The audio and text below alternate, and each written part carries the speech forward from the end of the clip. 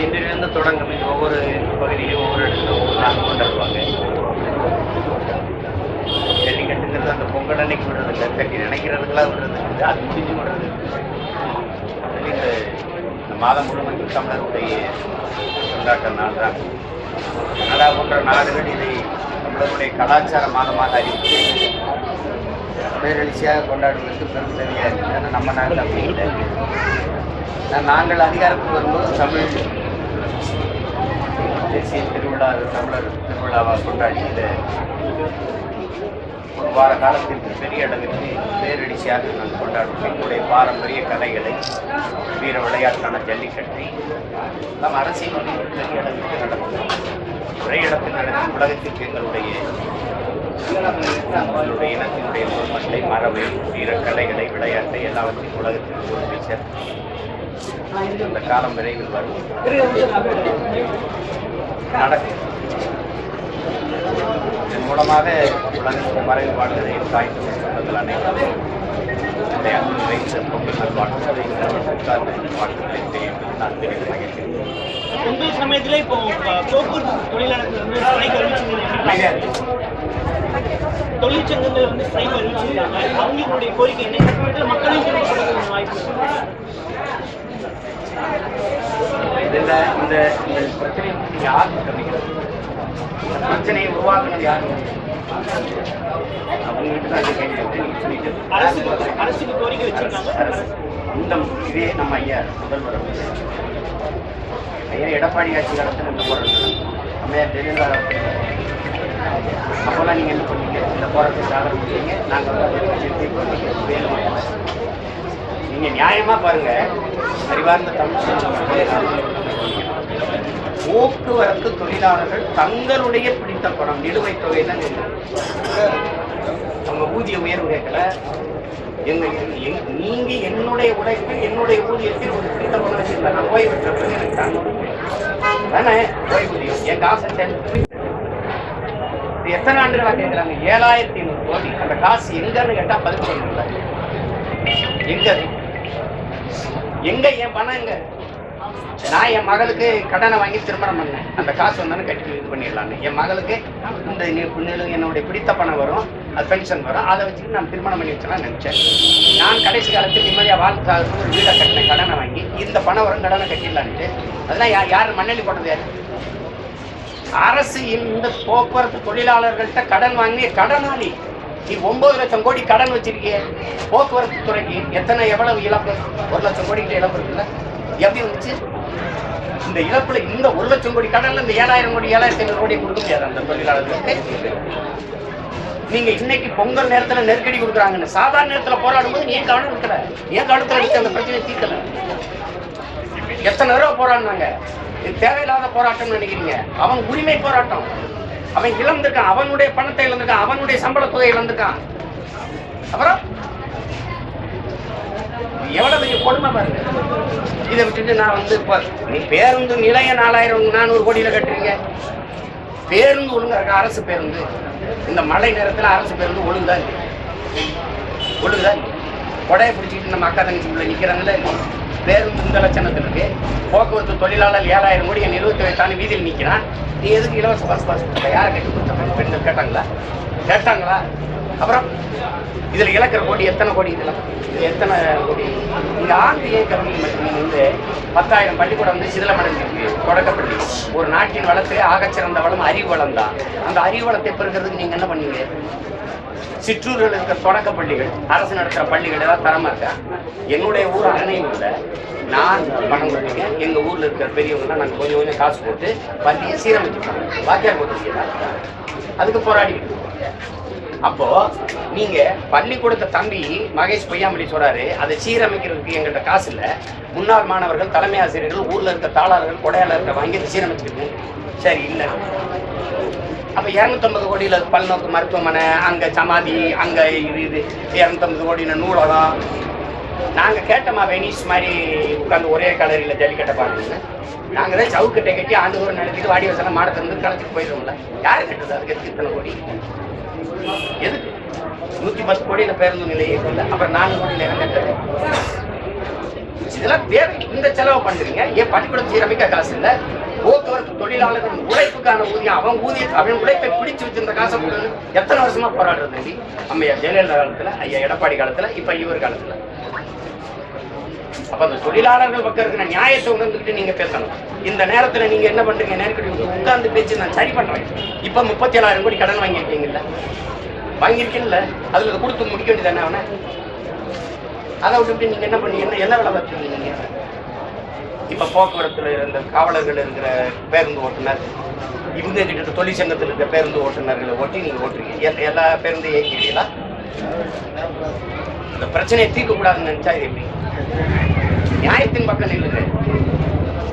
போக்குவரத்துறை அமைச்சர் சிவசங்கர் பேசும்போது ஏடிஎம்கே ஆட்சியில் நடந்த நிதி பற்றாக்குறை, அதுக்கு நாங்க பொறுப்பு இல்லை, இது அரசியல் பழிவாங்கல் அப்படின்ற மாதிரி ஒரு பேச்சு. தங்கச்சி நீங்க என்ன இப்படி பேசுறீங்க? 1,00,000 கோடி போக்குவரத்துறைக்கு இழப்பு ஏற்றி அதிமுக ஆட்சியில் தான் வந்துச்சா? அதுக்கு முன்னாடி இல்லையா? அதுக்கு முன்னாடி இருந்ததா இல்ல? மின்துறைக்கு இல்ல, போக்குவரத்துறைக்கு இல்ல, எதுக்குமே இல்ல. நீங்க மாறி மாறி இதே வேலை தானே செய்றீங்க. அவங்க கேட்டா அவங்க ஆட்சியில இதாயிருச்சு, இவங்களை கேட்டா இவங்க தான் அதை பண்ணிட்டாங்க. இந்த 6 அம்ச கோரிக்கை கூட ஏற்கனவே நிறைவேற்றப்பட்டது அப்படின்றத சிவசங்கர் அமைச்சர் வந்து சொல்றாரு. நீங்க மறுபடியும் அதே தான் நீங்க முன் வச்சிருக்கீங்க அப்படின்னு. சரி, நிறைவேற்றினா ஏன் எங்கால் வீதிக்கு வரணும்? ரொம்ப எளிதான ஒன்று தங்கச்சி. என் ஊதியத்துல நீங்க பிடிச்சு வச்சா பிடித்த பணம், அதுக்கு நிலுவைத் தொகைன்னு வச்சிருக்கேன். நான் ஓய்வு பெற்றவர், ஒரு ரூபாய் ஓய்வு. என்னுடைய பணத்துல 7,000 கோடி எங்கன்னு சொல்லு. முதல்ல என்ன பண்ணாங்கன்னு சொல்லு. எவ்வளவு பெரிய ஏமாற்று தங்கச்சி. அரசு வந்து மக்களை ஏமாத்திருச்சு, திருடிருச்சு என் உழைப்ப. நீங்க தொழிலாளர்களுக்கு கூட சொல்லிட்டு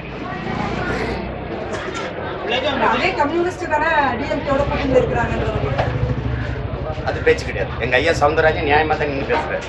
அது கூட்டணியில் இருந்தாலும் அதை எதிர்த்து தான் பேசுறாரு. அவங்க கேட்குறாங்க, கேட்கல. நான் கேட்குறேன்ல, எனக்கு பதில் சொல்லுங்க, எனக்கு பதில் சொல்லுங்க. அவங்க கூட்டணியில் இருக்கலாம், சரி இப்போ அமைதியாக இருக்கலாம். நான் கேட்குறதுக்கு பதில் சொல்லுங்க. என் கம்யூனிஸ்ட் தான் கேட்கணுமா? நான் கேட்டால் பதில் சொல்ல மாட்டீங்களா? போக்குவரத்து தொழிலாளருக்கு போராடணும்னு கம்யூனிஸ்டுக்கு விதி இருக்கா? நேர்ந்து விட்டுருக்கு. அப்படி இல்லை, யாரும் கேட்கலாம். நீங்கள் கேட்கலாம், இவர் கேட்கலாம். எங்கள் அப்பே ஓட்டுனர், என் மாமே நடத்துனர். நான் கேட்கக்கூடாதா? என் தம்பி இருக்கா, என் தங்கச்சி இருக்கா, எல்லாரும் இருக்காங்கல்ல. அப்புறம் உங்களுக்கு தான் பொங்கல், அவனுக்கு இல்லையா? இந்த போராடுறவனுக்கு இல்லையா பொங்கல்ல? பேருந்து தங்கச்சி, பேருந்தா இருப்பாங்க. பேருந்து பயணிக்க சாலை போடுங்க. பேருந்துல பணி செய்கிற அந்த நடத்துனர், ஓட்டுநர் கூட ஊதியத்தை கொடுங்க.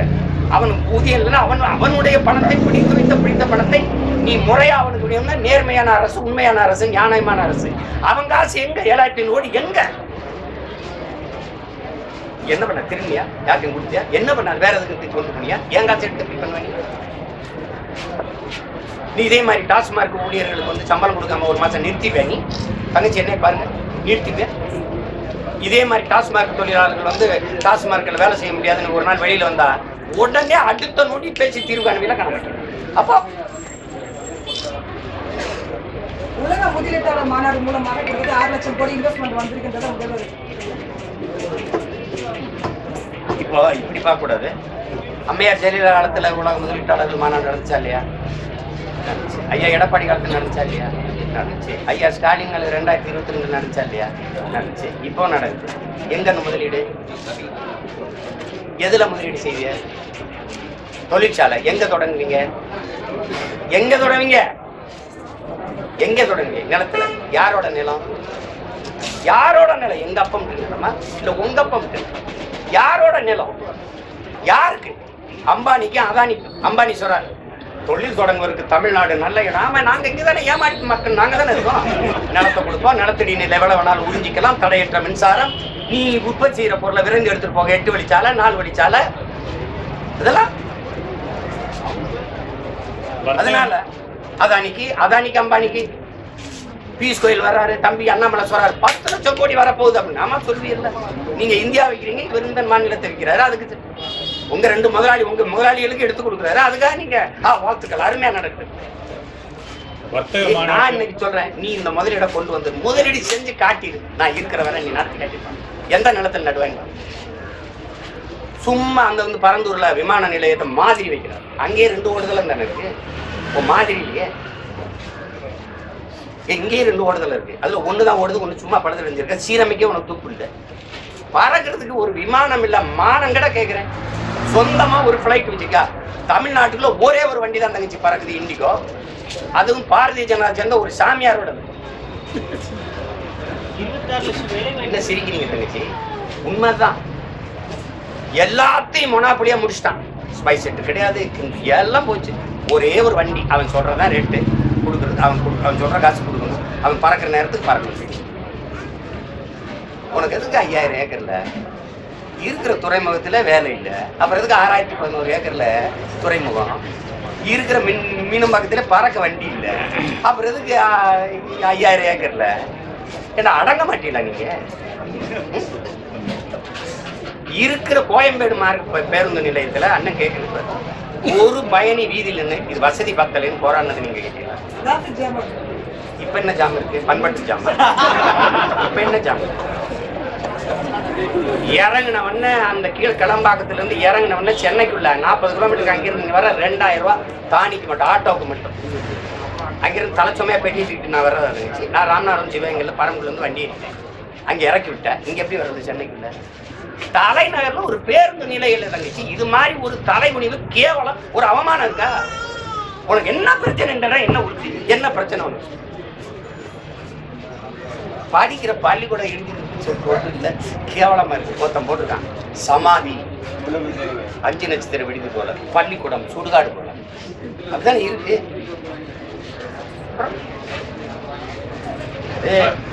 அதிகார திமிரலையும் பண திமிரலையும் எதுல அதிக கமிஷன் வரும், காசு கிடைக்கும்னு போடுறது. இந்த முதலீட்டாளர் மாநாட்டுக்கு நீங்க செலவச்ச காசு எவ்வளவு? 100 கோடி.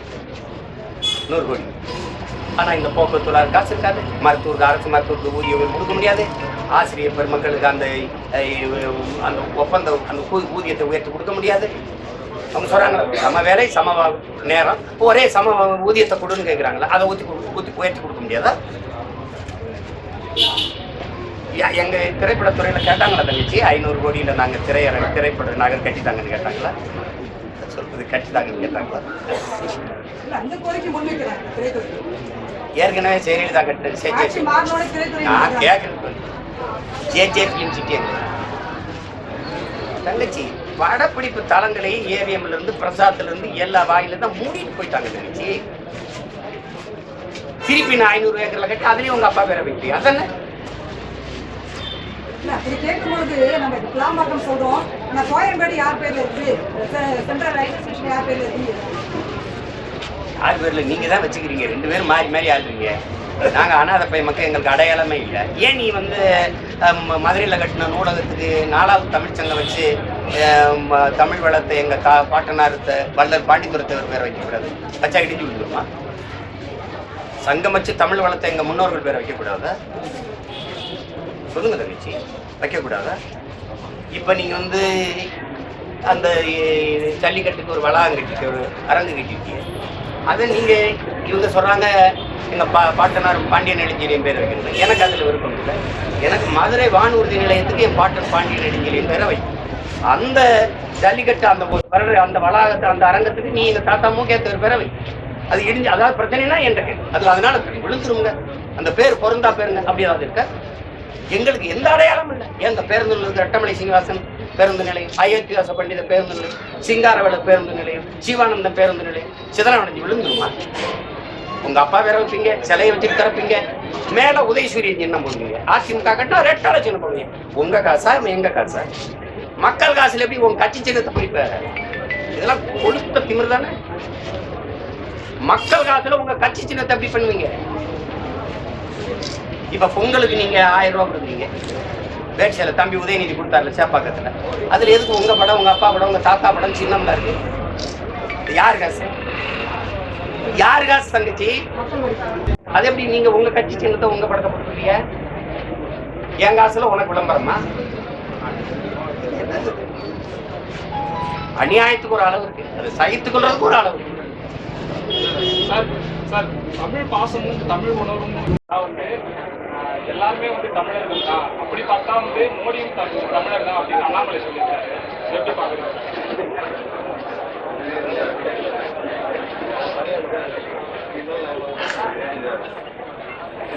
ஏதோ தம்பி இப்ப ஜி போப்பு ஜோசப் வீரமாமணி மோடியை விட ஜி போப்பு என்ன பண்ணாரு உங்களுக்கு தெரியும். உங்களுக்கு திருக்குறளை மொழிபெயர்த்து திருவாசகத்தை மொழிபெயர்த்து உங்களுக்கு தெரியும்.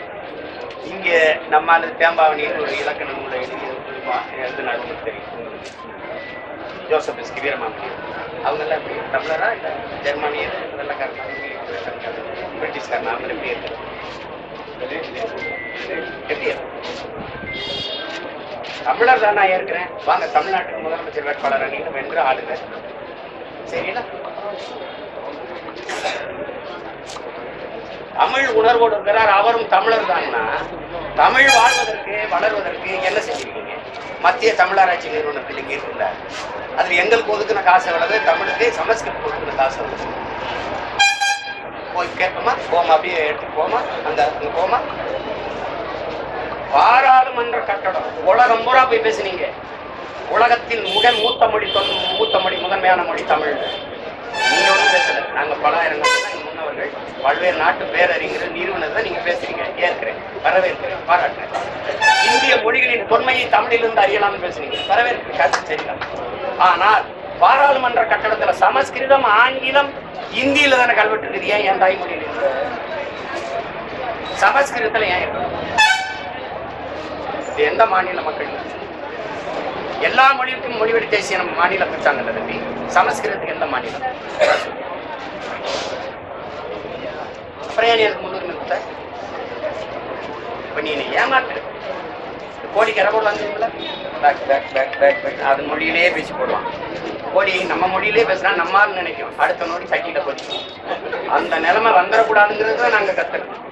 இப்படி பல பேர் பேசி எங்களை ஏமாத்தினாங்க. வீழ்வது நாமாக இருந்தாலும் வாழ்வது தமிழாக இருக்கட்டும். எங்கும் தமிழ், எதிலும் தமிழ். எங்க இருக்கு தமிழ்? அது எப்படி மாறிச்சு? வீழ்வது தமிழாக இருந்தாலும் வாழ்வது நாமாக இருக்கட்டும் மாத்திட்டாங்க. இதான் நடக்கு. மாநகராட்சி கட்டடங்கள்ல தமிழ் வாழ்கன்னு எழுதி வச்சா உள்ள போக்குல தமிழ் இருக்கா தம்பி? சாதி பெயரை வந்து பயன்படுத்தக்கூடாது. சாதி பேர் எங்க இருக்கு தம்பி? எல்லா தங்கச்சி எல்லா ஜல்லிக்கட்டுலையும் முதல் மாடை குடும்ப தேவேந்திரர் தான் பிடிச்சு திறந்து விடுவாங்க. தெரியும்னு நினைக்கிறேன். அது மரபு, அது மரபு, அது பாண்டியர் மரபு. அதை போல குழப்பிக்க கூடாது. எங்க சாதி?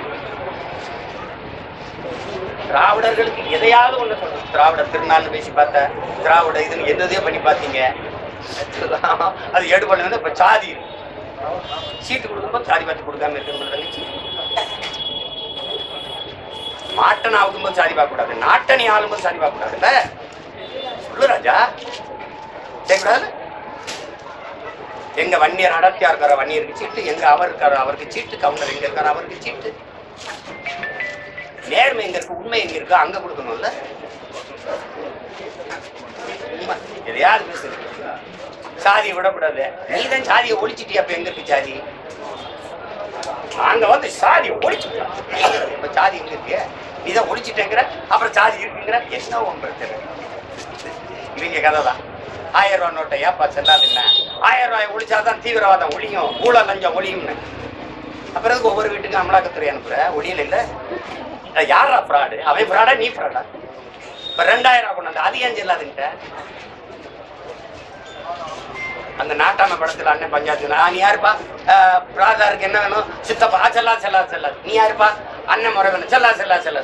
அது மாதிரி 1000 செல்லாதுங்கிற, அப்புறம் 2000 செல்லாதுங்கிற, அப்புறம் 500 ரூபாய் வச்சாங்கிறோம். அது என்னைக்கு கனவுல வருதோ அதுவும் செல்லாம போனோம். அமைச்சர் பதவி இருக்கிறதுனாலதான் அவருக்கு ஜாமீன் கிடைக்கல. அந்த பதவியை அவர் பயன்படுத்தி சாட்சியில வந்து அவர் கிடைச்சிருவார் அப்படின்னு ஈடி வந்து ரொம்ப தெளிவா இருக்காங்க. 14வது முறையாக வந்து மனு வீட்டுக்கு செந்தில்பாலாஜி அமைச்சர் சொன்னாலும் தங்கச்சி எப்படி கால் பார்த்தாலும் அவருக்கு சிறை இல்ல. அப்புறம் ஏன் பேசுவீங்க? அவர் பிணை கிடைக்கல இல்ல. அதுக்கு இது ஒரு காரணம். நீங்க உள்ள வைக்கணும் முடிவு பண்ணிட்டீங்கன்னா அது காரணம் என்ன? 6 மாசம் உள்ள வைக்கிறதுக்கு அந்த சட்டம் போட்டதே, தேசிய பாதுகாப்பு சட்டம் போட்டதே செல்லாது. அதுக்கு உரிய அதிகாரி போடாம கீழ்நிலையில இருந்த அதிகாரி போட்டார். அது எல்லாருக்கும் தெரியும். 6 மாசம் எப்படி நீ உள்ள வச்சீங்க? ஏன்னா நீதிபதி திடீர்னு டிசைன் இருக்குது, நீதிபதி திடீர்னு டெல்லிக்கு போயிடுறாரு, நீதிபதி திடீர்னு கேரளாவுக்கு போயிடுறாரு. அப்ப ஒவ்வொரு அமர்வுலையும் ஒவ்வொன்றை சொல்லி சொல்லி 6 மாசம் உள்ள வச்சிங்களா? அது எப்படி? கடைசியா அடுத்த அமர்வுக்கு ஐயா எழுப்பி தர்மராவ் ஐயா ஹரிபரந்தாமன் அமர்வுக்கு போனோன்னு அரை நாள்ல 1/2 மணி நேரத்துல விடுதலை எப்படி வருது? எப்படி வருது?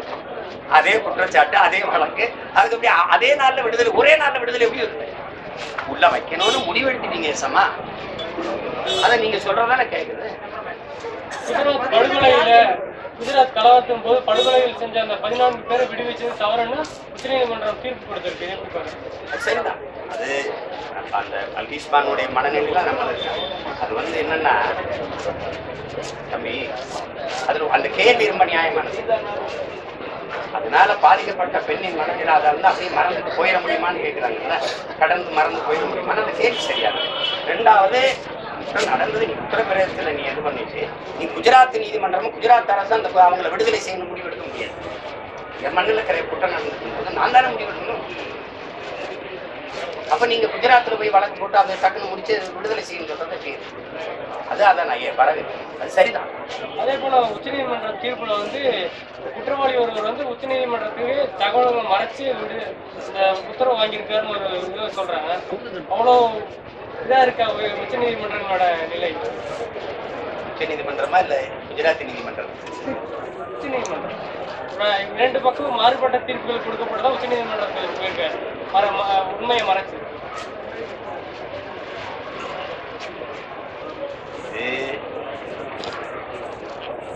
கருத்து சொல்ல போத அதை நீதிமன்றத்தை எதிர்க்கிறாரு, அவமதிக்கிறாரு.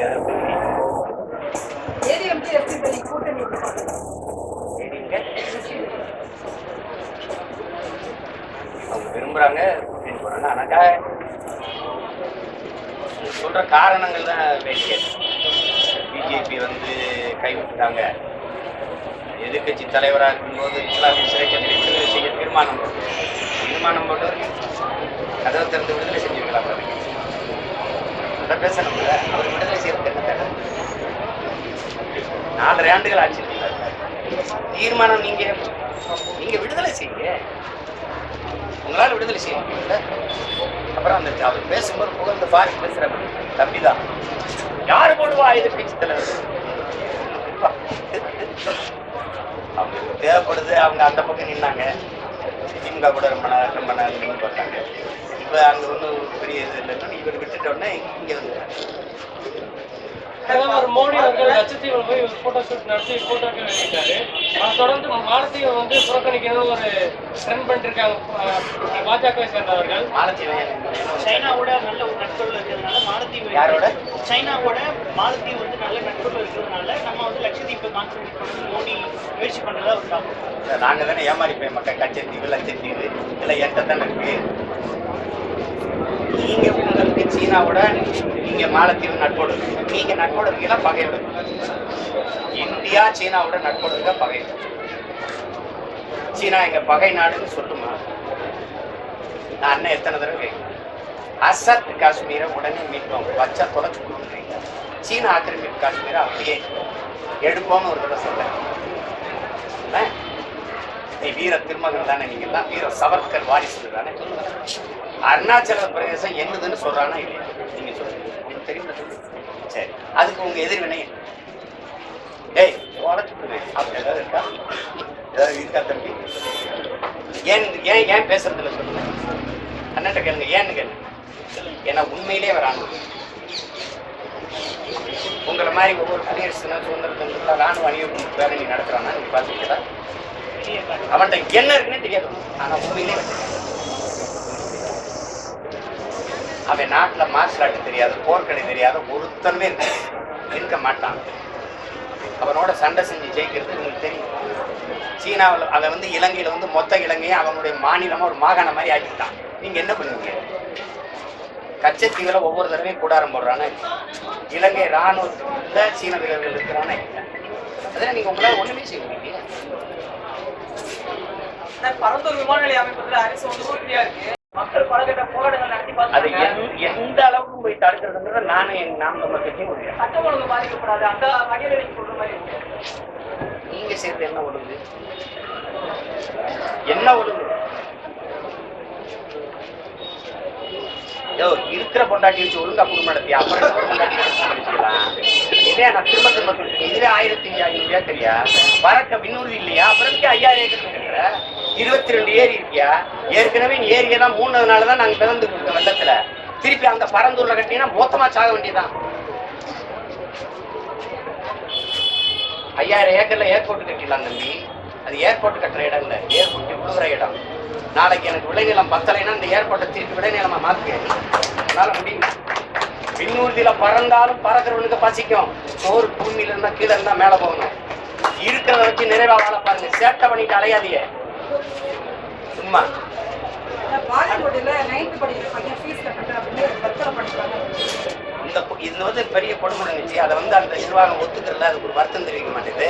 காவல்துறை முழுக்க அந்த அந்த பள்ளி நிர்வாகத்தோட இது பண்ணிக்கிட்டு நம்ம பிள்ளைகள் அந்த எதிர்ப்பு பேசுற பிள்ளைகளை ஊர் மக்கள் மேல வழக்க போட்டு மிரட்டு.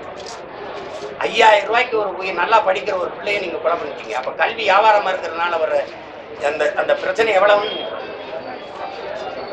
எப்படி இருக்கு பாரு. பணம் கட்டாதனால எல்லா மாணவர்களுக்கு முன்னாடி அவர் அசிங்கமா பேசுனால அந்த புள்ள அவமானம் தாங்காம போய் தற்கொலை பண்ணி இறந்தாங்க இந்த நாட்டில். ஆனா நீங்க பேசுறீங்க கல்விக்கு நாங்க முன்னுரிமை இருக்கிறோம், எல்லாரையும் படிக்க வைக்கிறோம், அப்படி பண்றோம் இப்படி பண்றோம். நாங்க தான் படிக்க வச்சோன்னு நீங்க வெக்கம் இல்லாம படிக்க வேண்டிய வயசுல ஒரு பிள்ளை காசு கட்ட முடியாம சாகுறான்னா இது மாதிரி ஒரு கொடுமை எங்க இருக்கு? கல்வி மானுட உரிமையா இல்லையா தங்கச்சி? கொடுக்க வேண்டியது அரசின் கடமையா இல்லையா? அதை கொடுக்காமல் இருப்பது மாபெரும் கொடுமையா இல்லையா? எதுக்கு தனியார் முதலாளிகள் தாரவாத்து கொடுத்த அறிவை வளர்க்கும் கல்வியை, உயிரை காக்கும் மருத்துவத்தை எதுக்கு தனியார்ட்ட கொடுத்த? அப்பெல்லாம் முதலாளியாரு மருந்தும் வந்தாங்க, மருத்துவமும் வந்தாங்க, கேன்சரா கண் மருத்துவமா எல்லாம் அவர்கிட்ட இருக்கு. எனக்கு என்ன இருக்குது அப்போ? இப்போ இங்க வந்து 250 கோடியில பல்நோக்கு மருத்துவமனை கட்டிங்களா? இந்த அரசு மருத்துவமனைக்கு பேர், இந்த அரசு மருத்துவமனை பேர் ராஜீவ் காந்தி பேர்ல இருக்குல்ல. இந்த மருத்துவமனைகள் இல்லாத சிறப்பு அங்க என்ன தங்கச்சி இல்ல என்ன இருக்கு? இந்த 250 கோடியை போட்டு இங்க இருக்கிற மருத்துவர் சரியா இருக்கிறா, மருத்துவ கட்டமை சரியா இருக்கு, தரம் உயர்த்துனா மாத்திரை மருந்து மற்ற வசதிகளை பெருக்கினா சரியா இருக்கும். இதை விட்டு அங்க 250 கோடி கட்டி அங்க இப்ப உங்க வீட்டுல ஒரு நோயாளி வந்தா காலேஜில் படிப்பீங்களா, நீங்க கட்டின அந்த பல்நோக்கு மருத்துவமனையில் படிப்பீங்களா தங்கச்சி? எங்க படிப்பீங்க? அங்க எத்தனை நோயாளி படுத்திருக்காங்க? வாங்க இப்படியே போவோம், அப்படி வண்டி எடுத்துட்டு.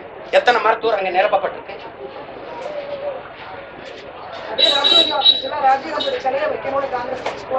அது பேரே இருக்காது. இன்னும் 2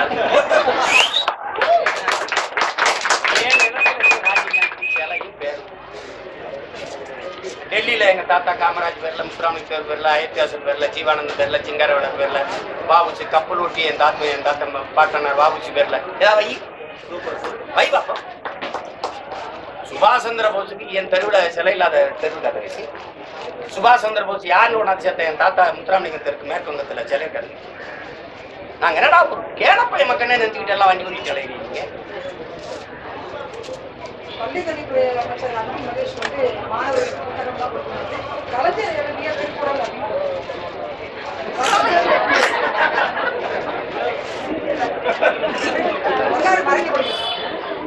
திராவிடம் என்பதை திருட்டு தந்தது. தொல்காப்பிய பூங்கான்னு எழுதி இவர் தான் தொல்காப்பியர் நினைச்சுக்கிட்டா. மார்க்சியங்கார்கின் தாயை வந்து கலைஞரின் தாய் எழுதினாரா இல்லையா? படிச்சிருப்பீங்க. தாய் எழுதுன கலைஞரின் தாயின்னு வந்ததுன்னா நீ என்ன நினைப்ப? இப்ப எதுக்கு நீங்க பேருந்து நிலையை எல்லாத்துக்கும் பேர் வைக்கிறதுனா நான் போயிடுவேன். எனக்கு தெரியும் அவர் யாருன்னு, எப்படிப்பட்ட ஆளு, எவ்வளவு புரோகத்தை எனக்கு செஞ்சு முடிச்சிருக்காரு. நான் என்ன வேண்டேன், எல்லா இடத்துலையும் திரும்ப தேசம்ல உங்க செல அவர் செல அவர் பேரா வைங்க. அப்பதான் எனக்கு வெறி அடங்காம அவர் செஞ்ச துரோகம் எனக்கு ஓடிட்டே இருக்கு. அப்பதான் வெறி வரும். எங்களுக்கு சோர்ந்து என்ன பண்ணிட்டாருன்னு சொல்லுங்க. அப்ப இவங்க என்ன கட்டமைக்கிறாங்கன்னா பெரியார் அண்ணாலாம் சும்மா பேச்சுக்கு. நேரு குடும்பம், நேரு சுந்தரம், நேரு, இந்திரா காந்தி, ராஜீவ் காந்தி, சோனியா காந்தி, ராகுல் காந்தி அப்படியே வர மாதிரி இது கருணாநிதி தான் நான் செஞ்சுட்டாரு. கருணாநிதி தான் பண்றான், கருணாநிதி தான் பண்றான், கருணாநிதி தான் பண்றான். அதான் நவீன தமிழகத்தை உருவாக்குன சிப்பி. ஒரு சுப்பியை கூட ஒடிச்சு போட கிடையாது. சுப்பி நாங்க தெரியுங்களா, அடுப்பறிக்கிற விறகு ஊர்ல சுப்பி, அதை கூட ஒன்றும் உருப்படியா செய்ய கிடையாது. சிப்பி இப்படி கட்டமைச்சவொன்னா ஒரு தலைமுறை நான் போயிடுவேன், என் பையன் அதுக்கு பின்னாடி வரவங்களா அவர் தான் இருக்கு எல்லாம். என்னடா அப்படின்னா உதயநிதி இப்ப நீதி கடைசியா 90 போய் நிற்கும். வீடுவேரி மருத்துவம் கட்சி நிர்வாகி ஒரு மருத்துவம் எங்களுக்கு மருத்துவம் பார்க்கறதா தங்கச்சிக்கு தேவையில்லை, அது அவன் விஷ குடிச்சு சாக வேண்டி விட்டு போகலாம். அதாவது இவங்க தானே சாதியை ஒழிச்சங்கிறாங்க. ஒரு ஆதி தமிழ்குடி பெண் வந்து சமைச்சா, பிற சமூக பிள்ளைகள் வந்து சத்துணவு பணியை செஞ்சு சமைச்சா அது சாப்பிடாம போறதை இவங்க அனுமதிக்கிறாங்கல்ல. பணியிட மாட்டினாங்களே இல்லையா, வளர்ச்சி புரிய ஒழுங்கா சாப்பிடு அப்படின்னு சொல்லலை இல்லை. சாப்பிட மறுக்கிற மேல ஏதாவது அவங்க குடும்பத்து மேல ஏதாவது வழக்கு போடுச்சா, ஏதாவது சொல்லுங்க தங்கச்சி ஏதாவது நடந்ததா? ஆனா அந்த தங்கச்சி நீங்க வேற இடத்துக்கு பணியிட தான் மாட்டீங்க மாத்தினீங்கல்ல. அப்புறம் அது மாதிரிதான் இது. நீங்க வீடு தேடி கல்வி, இல்லம் தேடி மருத்துவம், இல்லம் தேடி மருத்துவத்துல என்ன பிரச்சனை வருது? அப்ப இல்லம் தேடி கல்வின்னு கொண்டாந்தீங்களா, அதை எப்படி செய்ய கொடுத்தீங்க? உன் வீட்டுல நான் பறைய நீ உட்காந்து படம் நடத்துவியா தங்கச்சி? ஒரு தெருவுக்குள்ள நடக்கணுவியா? அப்ப நீ உனக்கு தெரிஞ்சே இந்த சேட்டை பண்றீல, இது உருப்படாது, இது விளங்காது, இதை நடைமுறைப்படுத்த முடியாதுன்னு தெரிஞ்சு எப்படி பண்ற நீ? அப்புறம் நான் வந்து ஆதி தமிழ் குடி, நான் தாழ்த்தப்பட்டவன், என் திண்ணையில உட்காந்து படம் நடத்துவியா? உயர் சாதிக்காரன் நீ உட்காந்து என் பிள்ளை கற்றுக் கொடுப்பியா? அப்புறம் எதுக்கு இந்த சேட்டை செஞ்சுக்கிட்ட நீ? இல்லம் தேடி மருத்துவம், அது தேடி மருத்துவம், இல்லம் தேடி சாராயம் கொண்டு வந்து கொடுப்பியா? அப்புறம் எதுக்கு பள்ளிக்கூடம் கட்டி வச்சிருக்க? தொடக்க பள்ளி எதுக்கு? ஒன்று அதை முடிவீங்களா? அப்போ இப்போ இல்லம் தேடி கல்வி, அதுக்கு அதுக்கு அதுக்கு பாடத்திட்டம் என்ன? பாடம் நடத்த போகிற ஆசிரியருக்கு என்ன கல்வி தகுதி? அதுக்கு மதிப்பு, அதுக்கு தேர்வு இருக்கா? தேர்வுக்கு திருத்தி அதுக்கு மதிப்பெண் இருக்கா? அந்த மதிப்பெண் வாங்கினா மதிப்பு இருக்கா? சொல்லுங்க. இது எல்லாம் புதிய கல்விக் கொள்கைகள் இருக்கு, அதை செயல்படுத்த துடிக்கிறீங்க. திண்ணையில் உட்காந்துக்கிட்டு நம்மெல்லாம் அதை RSS கோட்பாடை விதைக்கிறது தான் பயன்படும், வேற ஒன்று பயன்படும். கேலி சித்திரம் வெளியிட்டதுக்காக நாம் தமிழர் கட்சி தொழிற்பாத்திர நிர்வாகியை கைது செஞ்சிருக்காங்க. கட்சி ரீதியாக நடவடிக்கை எடுக்கணுமா? கட்சி ரீதியாக என்ன நடவடிக்கை எடுக்கணும்? வழக்கு நடத்தி பிணையில் எடுப்போம். கட்சி ரீதியாக நடவடிக்கை எடுக்கணும். ஆட்சியை கைப்பற்றணும்னு இவங்களெல்லாம் தூக்கி இதே மாதிரி போகணும். நீங்க சொல்லுங்க, எங்க பிள்ளைகள் வந்து அது கேட்டான், கேள்வி கேட்டான், ஒரு சின்ன சுட்டு செய்தியில் ஒரு பதிவை போட்டான், நீ தூக்குற. உன்னுடைய வாடகை வாய்கள் இருக்குல்ல, உன்னுடைய அல்லக்கை கூலிகள், எங்களை எல்லாம் பேசுறது நீ கேட்கறியா, காதுல பஞ்ச வச்சுட்டு படுக்கிறியா? என்னென்ன பேச்சு, எவ்வளவு இழிவு! அவங்க எல்லாம் உண்மையிலேயே ஆத்தாளப்பம் பெத்தானா தவிட்டு வாங்கினான்னு தெரியல. அக்கா பிறந்து குடும்பம் இருக்கா, அவங்கெல்லாம் யார் பாக்குறானா இல்லை வீட்டுல எல்லாம் என்ன பேச்சு, அதெல்லாம் அப்படி சகித்துக்கிற நீ? நாங்க வலை கொடுத்தாலும் எடுக்கிறது இல்லை, அவங்க மேல எந்த நடவடிக்கை இல்லை. தம்பி, திரும்ப திரும்ப ஒண்ணுதானே உங்களுக்கு பதிவு செய்ய விரும்புறேன். நானும் இல்லை, எங்க தாத்தா பாடினதை திரும்பி பாடுறேன். வலியோர் சிலர் எளியோர் தம்மை வதையே புரிகுவதா, மகராசர்கள் உலகாளுதல் நிலையாமெனும் நினைவா. அந்த நினைவுல திமிர்ல ஆடாதீங்க. கீழே இருக்கிறவன் மேல வருவான், மேல இருக்கிறவன் கீழே வருவான். வீதியில இருந்து கத்திர ஒருத்தர் நான் அதிகாரத்துக்கு வருவேன், அதிகாரத்துக்கு நடக்குதா இல்லையான்னு பாரு, நடக்குதா இல்லையான்னு பாரு. வேற பொங்கலுக்கு 21 பொருட்கள் கொடுத்தாங்க. இப்போ வந்து 3 பொருட்கள், அது வந்து 1000 ரூபாய் அப்படின்றது EPS சொன்ன பிறகு தான் கொடுத்தாங்க. இது தேவையா? இந்த ஏதோ கொடுக்கணும் தங்கச்சி. 21 பொருள் கொடுத்து என்ன பயன்பாட்டு இருந்துச்சு? வெள்ளம் அழுகி போய் பூச்சி இருந்துச்சு, விவசாயிகள் பயன்படுவாங்க. அதனால அந்த பொருளை வீணா பண்ண சுருக்கி 3ஆ கொடுத்தாங்க. நீங்க இப்படிதான் தங்கச்சி பார்க்கணும். ஒரு இனம் நாள்தோறும் உழைக்குது, காலையில வேலைக்கு போய் மாலையில தூங்குது, அன்றாட உழைக்குது. அவனுக்குன்னு ஒரு அந்த தேசிய இனத்துக்குன்னு ஒரே ஒரு பண்டிகை இருக்குது, பொங்கல். அதுக்கு கூட அவனுக்கு அரிசி, ஒரு பருப்பு, ஒரு கரும்பு, ஒரு சர்க்கரை வாங்கிக்கிற முடியல, ஒரு வேட்டி சேலை எடுத்துக்க முடியல. இவ்வளவு ஏழ்மை வறுமை நிலையில ஆண்டுதோறும் உழைக்கிற நமக்கு நிற்கிறது காரணம் யாரு? சரி, உழைக்கிற என் மக்கள் பொங்கல் கையெழுந்தாங்க. இவர் என்ன உழைப்புல சம்பாரிச்சு எனக்கு அந்த பொங்கல் படியை கொடுத்தாரு? எங்க ஆசை எடுத்து எனக்கு கொடுக்கறத சேவைன்னு சொல்றவங்களுக்கு வெக்கமா இல்லையா? யாரு காசுன்னு ஒண்ணு என்னைய காட்டி கடன் வாங்குவேன். 9 லட்சம் கோடி, இப்போ 37,000 கோடி வாங்கியிருக்க மாதிரி என்னைய காட்டி தான் நீ கடன் வாங்குவேன். அப்புறம் இதுல என்ன சேவை நடந்துச்சு? கட்சியின் பொதுச் செயலர் ஆக போறீங்களா? பொதுப்பிவு இருக்கு, அந்த மாதிரி அறிவிப்பு மாதிரி 2ஆம் கட்ட தலைவர், முதல் கட்ட தலைவனே உருவாகுது. இது யார் அவசியம் இல்லை. அதுக்கெல்லாம் பொதுச் செயலாளர் வரணும், அது வரணும். நாங்க வந்து கட்டி அமைக்கப்பட்ட பிறகு இந்த கட்டிடத்துல எந்த இடம் யாருக்கு, எந்த அறை யாருக்கு அப்படின்னு அப்புறம் தான் பிரிக்கணும். கட்டிக்கிட்டு இருக்கும்போது அந்த இடம் எனக்கு கொடுத்துருங்க அப்படின்னு எல்லாருமே சேர்ந்து கட்டடத்தை கட்டணும். அந்த வேலை தான் இப்ப நடந்துச்சு. நன்றி எல்லாருக்கும். நன்றி.